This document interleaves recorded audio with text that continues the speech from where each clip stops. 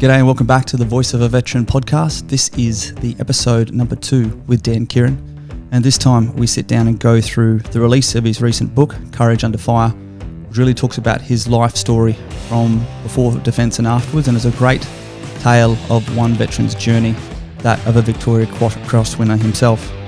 In this, we really dive into some key details, and particularly there's a lot of great stories in this episode that really jumped out to me as they had pathways and threads through my own military career, and it was really fun and enjoyable sitting down with Dan and discussing some of those similarities, those key differences, and some of those lives in complete parallel. So tune in and enjoy this episode. All right, g'day and welcome back to the Voice of a Veteran. I'm here again with Dashing Dan from Derapat. Dan, mate, I'm here with your book, Courage Under Fire.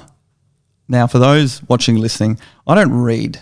And I read your book in about 3 days. And mate, it was absolutely fantastic as far as just being real and authentic, telling what is a great Australian story.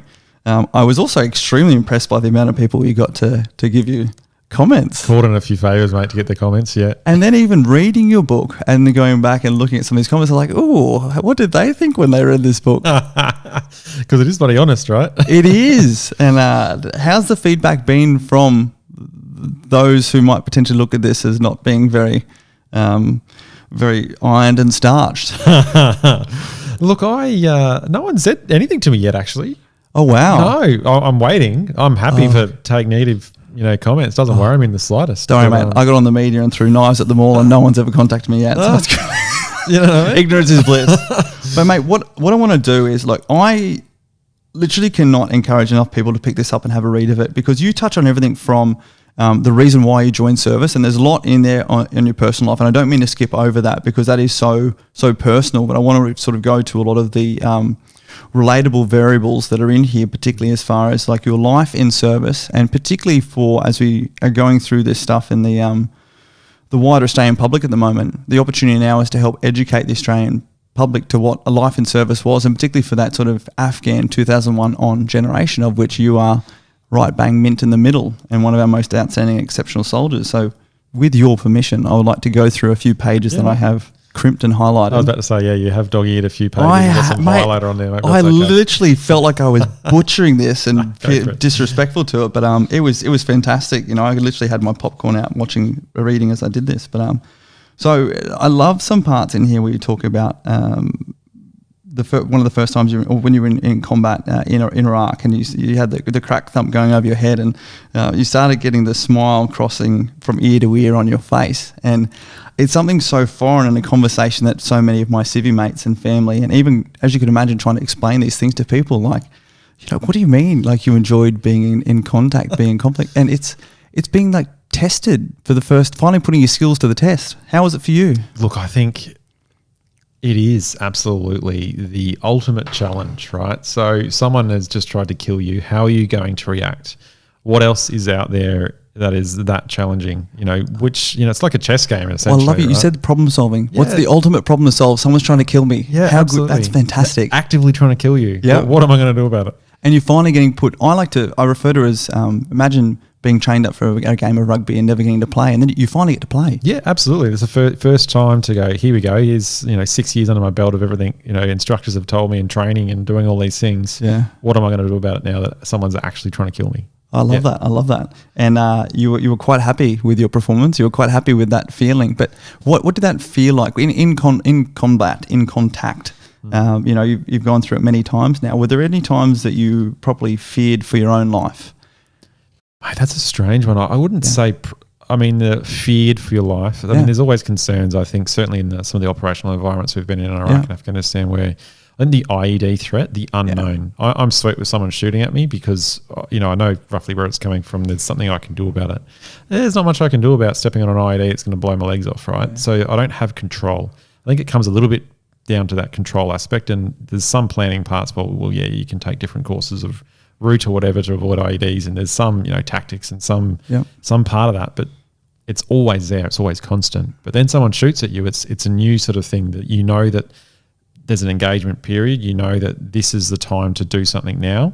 it's in your face and there's nothing you can do. You can't hide from it. You have to deal with it and you have to act. Absolutely. And your performance will be, well, am I going to lie? Am I going to be alive or dead at the end of this? It's a pretty tangible, immediate feedback loop, isn't it? They're shooting at me, I'm shooting at them. Someone's going to come out of this. Yeah. I stuffed up, I got shot in the face. It's one of those, absolutely. I think. There's no refresh button. No, no refresh button. No, not at all. That's so interesting you talk about that IED threat, mate. I'm the same, and I try and relate that to civilians. I lost Scott Smith 2012 in Helmand, to an IED, and particularly as a commander, but as anyone over there, I sort of say to people, I can punch a bad guy in the face, I can shoot a bad guy, but an IED isn't something that I can, I can sort of justify. It's not. It's this threat that is unknown. It's constantly out there, and it really is one of those things that can sort of get to you, not knowing where these things are, and it's so very, very different to that physical and real threat.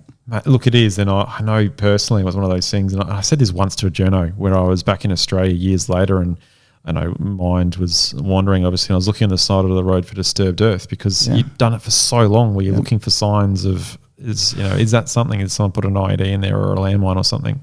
But it is, there's only so many things you can do to mitigate that risk. But you do it every day and it becomes just part of your life, right, when you're in country, right? So Mate, you and the Bushmasters, I tell you what, I had this apparent nickname. Actually, what's your best nickname? What's your favourite nickname? Just Dan. Just Dan? Yep. Just Dan, the dashing Dan? Just Dan. The winner of the hill sprints at Thank goodness. I had this bit of during Afghan 2012, I got this bit of a reputation for being called Half on Hesto. I hated walking and I hated Bushmasters. Only because by that time, this is 2012 in Afghanistan, every single time we stepped foot out of Tarin Khat, as you know, they knew we were coming. Yeah, of course. I mean, you were in charge of the Bushmasters in Iraq and again Afghanistan, and you sort of know. See them watching you. Yeah. Oh, but my head's overthinking, like we get a broken down tyre, they're tracking me the whole time, there's IEDs waiting for us. And it was just incredible to think about all that enduring risk that's going on over there.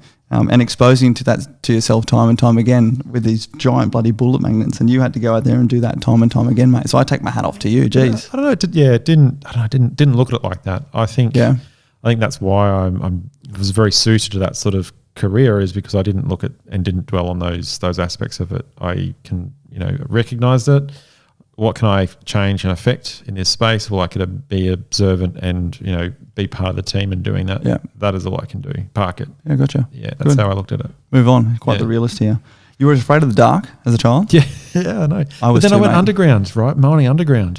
Weird. Yeah, but you went underground with explosives. Yeah, that's true. I was afraid of Bigfoot as a kid, mate, and in the dark, absolutely. Yeah, people talk about this like addicted to danger, and are you addicted to danger, or are you sort of addicted to that true mortal test of your own skill sets? You're not the danger side of it, not at all. I think it's the challenge aspect. The how am I going to deal with this situation? I think it's the unknown is what I wouldn't say addicted to it, but I certainly potentially. I mean, it's that rush of adrenaline, the highs, the lows, the peaks of that, and then nothing. And I certainly know for a fact during my service, by the end of Afghanistan, my last deployment, my profile for risk was probably not great. Yep. Whereby, I'd have mates go, I can see what you're doing, Dan, as in I was, deliberately exposing myself whilst walking along a ridge line. So they knew that I was there for someone to have a crack at me, stuff like that, right? My time, if I had to continue down that path and stayed serving and continued doing trips, there would have been a point at my luck would have run out at some point. Was that trying to provoke you to ROE or just trying to provoke? Yeah, absolutely. No, I'm with you, mate. Been there, not walking along ridge lines, just landing helicopters as close as I could. So, you know what I mean? Like, pushing that envelope a little bit too far, I think, whereby you're going, well, exposing yourselves unnecessarily for risk when you didn't really need to. It wasn't part of the mission to do that. So probably felt very calculated in your head, though. You knew that they weren't accurate first round shots, so you're good to go. I was hopeful, mate. Yeah. Mate, I love one part in here you talk about, and this is again for people to try and draw relevance here. And one of your deployments, you're back out through Dubai. The next thing you're in Los Angeles on Rodeo Drive. So my last partner was actually from LA, and I came back from 2 separate deployments straight back to LA and Rodeo Drive. And as far as like one of the most separate and unique places to be, sitting there going, right, where have I just been? 24 hours ago, I was with Julia Gillard overseas, and now I'm sitting here and people are. It was so bizarre. I remember having cocktails in the pool in Vegas. Yeah. And it was it was probably only 2 days before we were just dealt with an IED in Iraq that had killed a heap of civilians. Right, I literally drove past it and the vehicle's on fire. And then 2 days later, I'm sitting there having pina colada in the pool in Vegas. Mate, it was strange. And that's particularly for people. There's a lot of conversations around the moment in the media about, multiple deployments and decompression periods and things like that. And I actually found one of the hardest things to sort of come to terms, not hardest to come, but one of the most surreal things to come to terms with was that just immediate transition back into civilian lifestyle. I remember my mum getting upset with me 48 hours after one Afghan trip, sitting on the back bench for not getting up and putting my dishes away. I'm like, my head still isn't even here. Holding you accountable, I like it. Yeah. But it's very easy to also come back with this sort of mindset of like, these people don't even know like what's going on over there. This isn't the real world. That's not the real world. And then, having to come to terms with like, is deployment even the real world? It's like the real world for you while you're there, but then you have to get back and adjust to other people's real world. And a lot of people lose themselves in that and start to get this entitled and expectation. Like, you people need to educate yourself. And it's like, I actually like going back to what you're saying. I volunteered for service so that these people don't have to do that. So don't feel entitled that they should be thinking about you. I don't know. Tell me how you worked through that yourself? Look, I mean, that is absolutely my mentality. Right? So I chose to sign up. I don't expect recognition from anyone in the Australian public. I think it's great that we have started to change, certainly since Vietnam. Goodness, it's, so much has been done since then. Yep. For veterans and the recognition, because it is tough what we do. Yeah. It is hard. And I think we are fortunate where we are able to shape and change the landscape where we have the freedoms that we have here in Australia. Yeah, absolutely. It's probably, we are such a lucky, if 2020 has taught us anything, we have our land girt by sea is key, if not decisive terrain in the strategic environment, isn't it? But look, I chose to go, and you chose to go away, and we've been fortunate. It hasn't been on our shores, right, to go and deal with things before it gets here. And I firmly believe that we're dealing with some of these problems around the world. When I say problems, talking about terrorists and other things, dealing with them in their backyard rather than ours. Yeah. And that's how I still look at it. No good. And I want to jump on something you said in our last podcast, talking about people who come up to you and say, I haven't gone anywhere. Particularly at the moment, there's a lot of conversation about, DVA and Defence has what a veteran is defined. Serving a day, you're a veteran. And so many people in the veteran community putting themselves down. It's like, I didn't go anywhere, I didn't deploy, and signing up for that uncertainty and needing for people to actually just sort of connect and recognise, signing up to service, you've done your part, and it's important for you to feel included within our community and for other veterans to help and make them feel included in our community too. So next part in here, what are we talking about? Now, mate, the loss of Crash. I'm not going to take you back into this, but it's just so important for people to understand. Again, like I told you, I lost Scotty over there 2012, and we were then on the ground for another 3 days, and then you guys were still there in the AO, and particularly pulling back, bombing up, recovering yourself personally after that immense exertion. And then a lot of people don't really understand the emotions then that go through, like in here when you've heard that Crash didn't make it. And a lot of people think, did you want to get back out there? Was it about revenge? And it's actually not. It's kind of more so about wanting to, finish what you started, serve them proud. I think that's the best way of putting it, is finish what we started, right? And you're right. That's probably that day in particular, when we lost Crash in 2010, when he was shot and killed on the battlefield. Yep. That was a really tough day, not just for what had happened that day, but it was I remember the walk back from that battlefield, because we knew that he'd been killed. I'd seen enough unfortunate incidents over the years to know deep down that we probably weren't going to see him again, but there was that hope that we could get him back to further care, and who knows, something could have happened. But there was a sinking feeling as we started withdrawing from that fight that was not going to be the case. But it was. I was so physically fatigued and emotionally drained, but then getting back, I think about vomited, all these other things that had happened because I pushed myself so hard. But it was knowing that we would have to go potentially do it again the next day. Yep. And then being in a position of, I was a corporal at that point in time, but getting everyone else motivated and then trying to inspire those around you once you've been through an incident like that to get back on task and get back on the job. And how did you do that? That's tough, right? I think for us it was, we had a debrief, we brought everyone in. We had that period of time to mourn and to get over it. I think a sergeant at the time said, look, this is it. This is our time. We need to deal with whatever's going on right now, because we can't be dealing with it when we step outside the wire. So absolutely. grip it up now, deal with it. But that's what you have to do. Is that the best approach? Probably not for everyone, because everyone's different, right? Everyone deals with things differently, trauma, events like that. Yeah, but for us, we had a bloody exceptional team, in fact. Very highly motivated individuals, very professional. But mate, it was really hard to try and motivate and inspire people to get back on task. Certainly at that point in time where we felt as if the government wasn't supporting us with what the task was. And for us, when I say the task was to clear the Taliban out of where they were at that point in time. But we weren't getting the resources as what we probably needed to get that task done. Yep. And then when we did, the handbrake sort of kept on getting pulled on when we started taking casualties. Yeah. We accepted those risks. We all accepted those risks by going over. We knew ultimately what would happen if we didn't do our jobs well or just through chance, right? Yep. We knew that. So it was very disappointing to not be able to do the job to the standard that we could have done it. I think it's probably the biggest letdown from that point in time in my life is going, well, we could have done this and could have done it bloody well. Yeah. You gave us the skills to be able to do this, but then you didn't let us do it. Now that's a lot. That's a lot to work through. I mean, just for quick parallels, when I lost Scott, it was on day one of a 3-day clearance of the Kajaki fan in Afghan.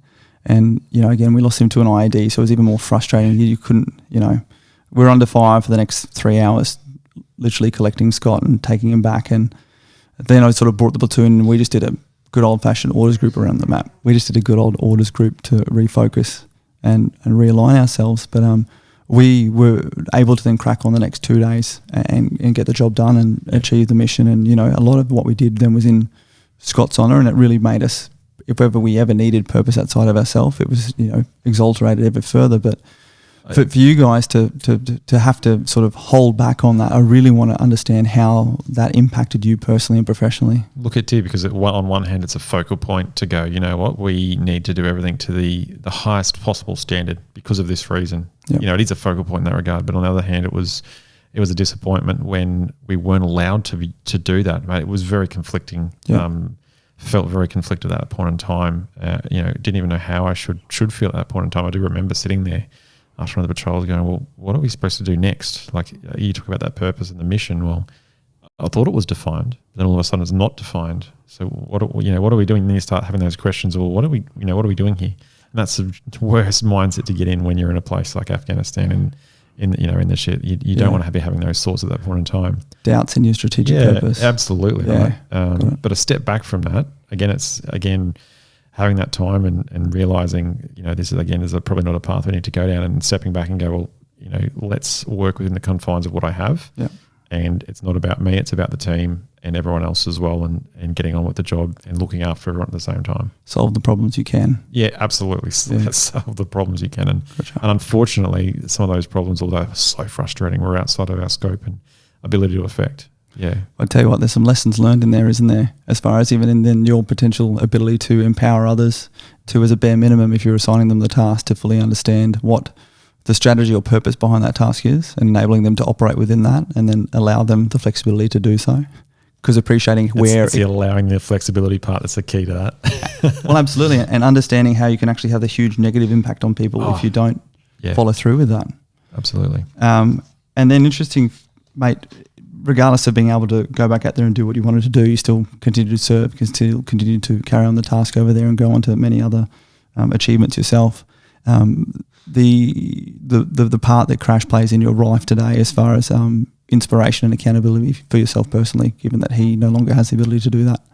For me, Scotty is a constant part where I think I'm in my darkest days, and I have a responsibility because he's no longer here to do what I can. I'm sure it's probably similar for you and Crash. It's a good way of looking at it. Yeah, it is, mate. It is. All of a sudden, a whole, when you're doing something, and if you take a shortcut, it's a bit of a reminder and a bit of a slap in the face sometimes. Physically to me to go, or not physically, but metaphorically, where you go, well, this is probably not the approach, or this is what I shouldn't be doing because of those reasons. Exactly what you just said. So it does hold you a bit more accountable, I think, sometimes as well. Yeah, absolutely, mate. Then coming out of going from that, incredible climax that was Derapat, and then seeing that strategic handbrake, and then you're right in here, you have all the battlefield spectators come out. I'm sure that would have been absolutely fantastic, but you can sort of empathise with people that they would like to feel some form of connection to it. At the same time, you're probably in a lens where you're just like, excuse me. I love the way you articulate in here, and I don't want to give away too much of that. But what I want to jump into is actually then you talk about the rapid transition out of that and your inability to essentially to connect with that community, connect with that culture that could have potentially helped you decompress further from it. I'm really interested to understand how you sort of wound yourself down from that critical incident, that critical time through to your transition out of country and into your next step. Yeah, look, I mean, it was a challenging time whereby, as you said, then the handbrake was pulled on. We had a mission to do, but then we weren't given the resources to do it. For us, I think we came together closer than ever we have before with our relationships, and I think just really getting to know each other by people's frustrations, and then having talking through them and dealing with that. So for us, I think it was managing expectations. And also, again, it comes back to that controlling what we could control. I remember leaving country and an IED had gone off the day that I was on a chopper to get out of there. And as it's gone off, it's killed a heap of women and kids. Mm-hmm. And that right there was like a slap in the face. Everything we'd just done the last 3 months in this area. What change have we actually affected? What have we done? Yeah. For this to still be happening? We haven't provided security to these people. We haven't helped them. Yeah. Like, how have we helped them? We've probably caused more problems than we've solved for them. So, I mean, I had a lot of questions unanswered, certainly when I left Afghan for the last time. And sort of, it was a bit of a downer. We'd lost throughout that whole deployment, not just in MTF-1, but there was 10 soldiers of Special Forces as well in that 9 months period that we'd lost. And then for that to happen on the day that I'm leaving, going, well, what did I sort of achieve here? Yeah, no, I'm with you. Mate, it was backtracking one step during my trip 2012. We lost Merv and Nate. And then 48 hours later, the 3RA guys lost 3 of their guys to Hekmatullah. And I watched that strategic handbrake get applied. And what happened was the call came down that no regular forces were allowed outside the wire. And then next thing, my platoon, because the other platoon was still dealing with Merv and Nate's loss, I was actually cut over to the SSR squadron, and together we worked for the next 3 weeks to track down Hekmatullah. I remember the poor 3RA guys, and I knew the OPSO and the CO and their inability to get out there to catch this guy. Like, we knew who this guy was. Their inability to get out there and prosecute that target, that they jaded an entire generation of infantry guys.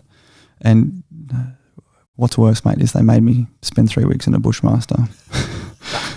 They made me spend 3 weeks in a Bushmaster, but it was just so incredible to look back and just see the actual damage you do. While you may think you're saving lives by preventing physical risk, the mental and emotional risk you actually and trauma and injury you actually inflict in not trusting your people to do what they're trained to do is a consideration that's always rested with me. Be that out of the military now, or for those I speak to back in the military, it's like, if you're going to ask people to do something, be ready to allow them to do it.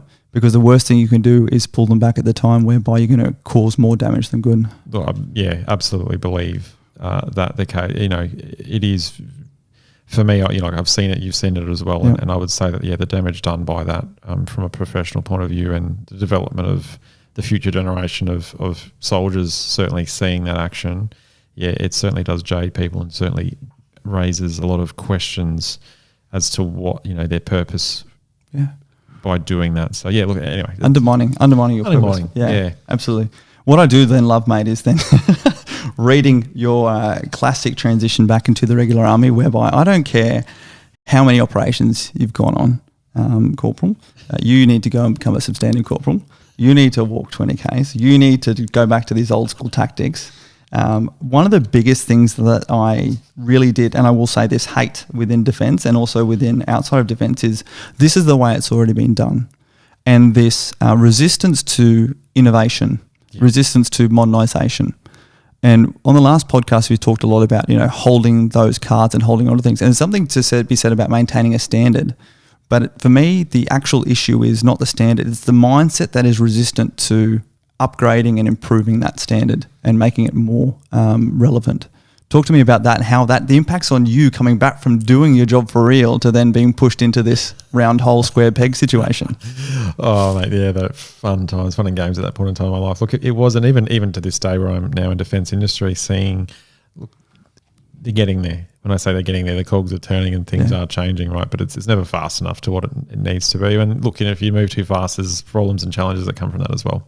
But yeah, look, absolutely at that point in time in my career where I was forced to adhere to these standards that I'd been doing it for 10 years, and I needed surgery on my legs. Actually, so there's a reason behind why I couldn't do it, because I'd pushed myself too hard in Afghan and shin splints, compartment syndrome. So they ended up opening me up when I got back. But again, it's doing the right thing by the Defence Force, where I was chose to do the course whilst I was in pain. Go, well, that's what they need me to do, rather than get myself sorted and then go and do the course, because that's what they needed from at that point in time. Again, it was that giving back or giving too much. Is that potentially devaluing the individual by not just making you feel individually cared for, individually considered, potentially? Yeah, but look, potentially. But getting back on track again, it look, it was a very challenging time. I think it was the final, realization for me where I was just a number on the page at that point in time. Yeah, gotcha. And I'd lost my drive, because I still wanted to go to Special Forces, but unfortunately I couldn't.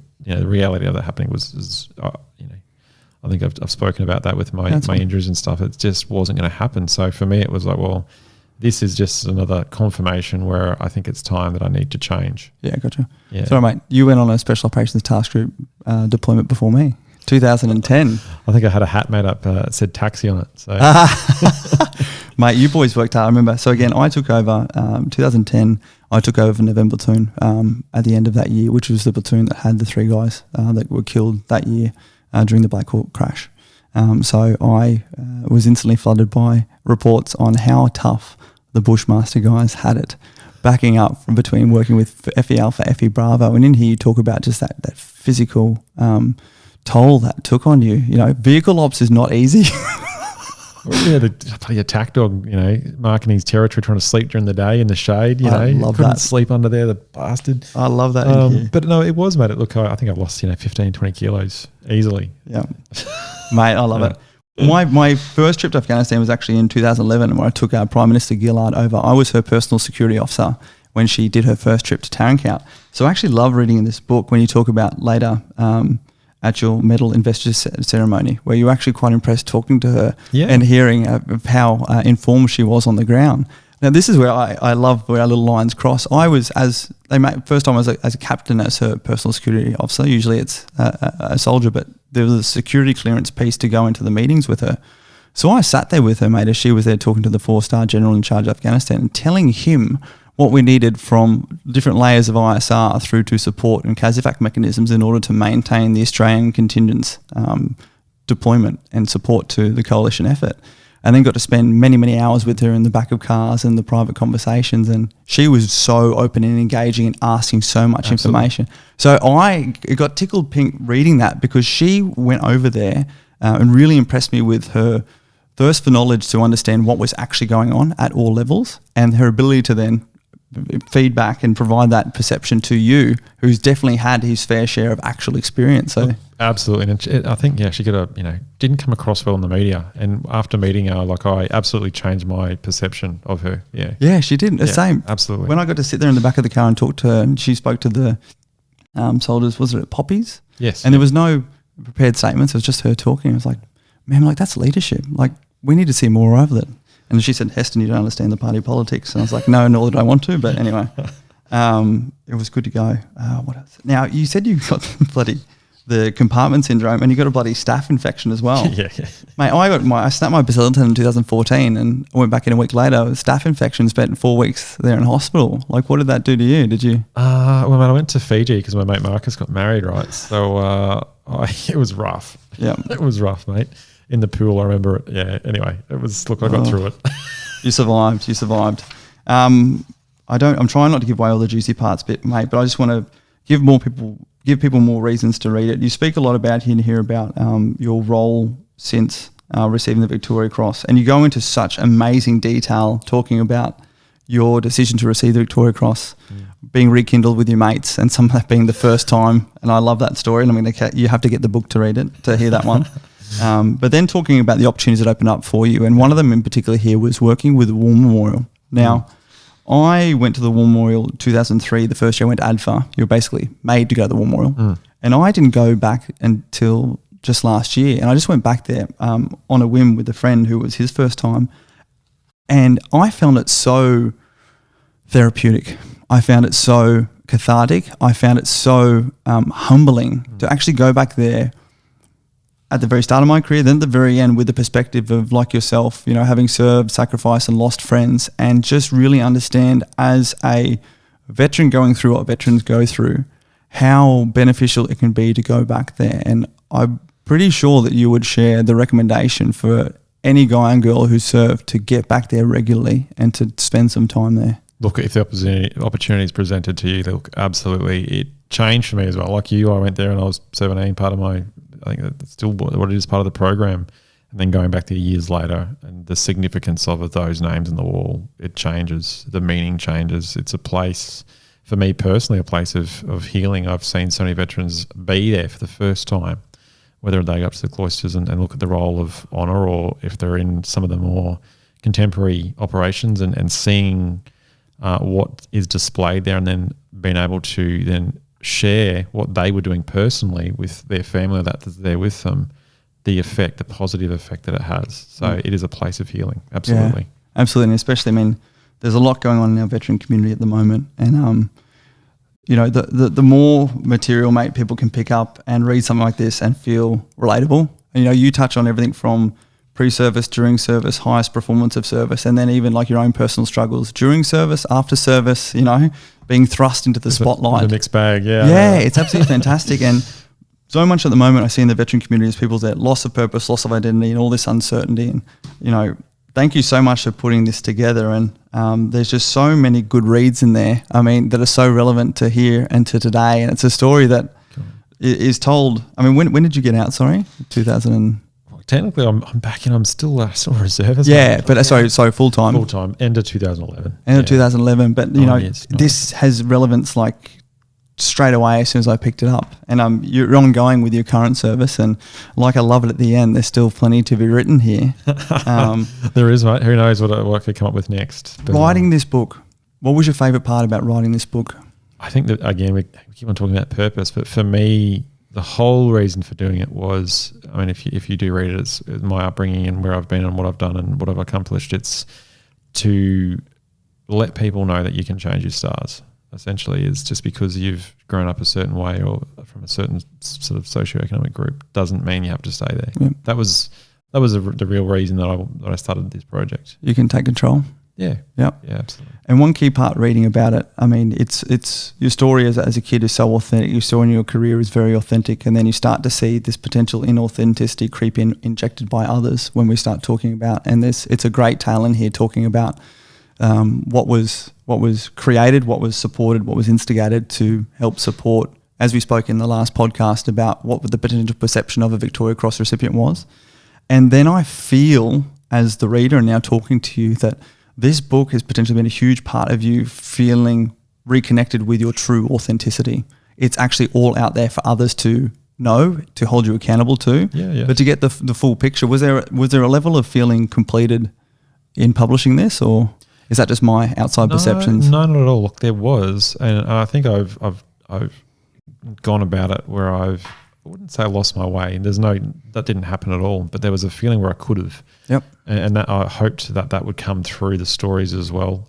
So that was part of the, you know, that was a conscious part of me trying to put that in there, where it painted that picture where, you know, just because of all these things have happened in your life, and that as a vet, from point of view of a veteran, that you can get back on track as well. And I think that's a part of that further education piece for me, and personal development piece for me was me getting back on track and realigning.